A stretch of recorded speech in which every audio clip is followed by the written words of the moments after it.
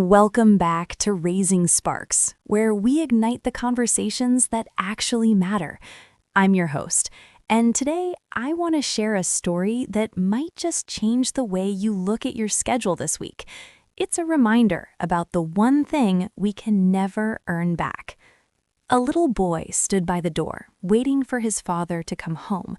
When the man finally walked in, exhausted from another long day at the office, the boy looked up and asked, "Daddy, may I ask you a question?" The father sighed. "Yeah, sure. What is it?" "Daddy, how much do you make an hour?" The man's face hardened. "That's none of your business. Why would you ask such a thing?" "I just want to know," the boy pleaded. "Please tell me, how much do you make an hour?" The father, wanting to end the conversation, snapped back, "If you must know, I make $100 an hour." "Oh," the boy said, dropping his head. He paused for a moment, then whispered, "Daddy, may I please borrow $50? The father was furious. He looked at his son and said, "If the only reason you asked is so you can borrow money for some silly toy, then march yourself straight to your room and go to bed. Think about why you're being so selfish. I work hard every day, and you're acting childish." The little boy didn't argue. He quietly went to his room and shut the door. The man sat down, his anger simmering. How dare he ask those questions just to get money?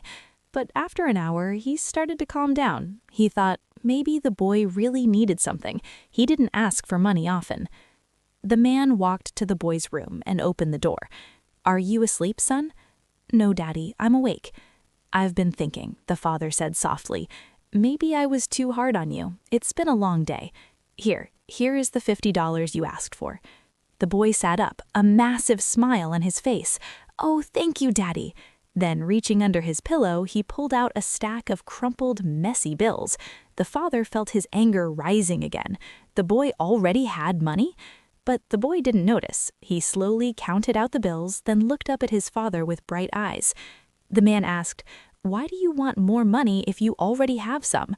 The boy replied, "Because I didn't have enough, but now I do."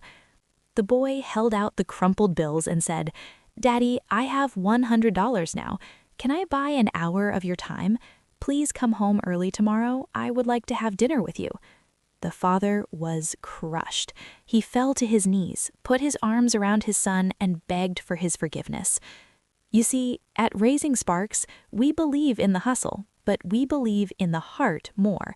If we die tomorrow, the companies we work for could replace us in a matter of days, but the family and friends we leave behind, they will feel that loss for the rest of their lives.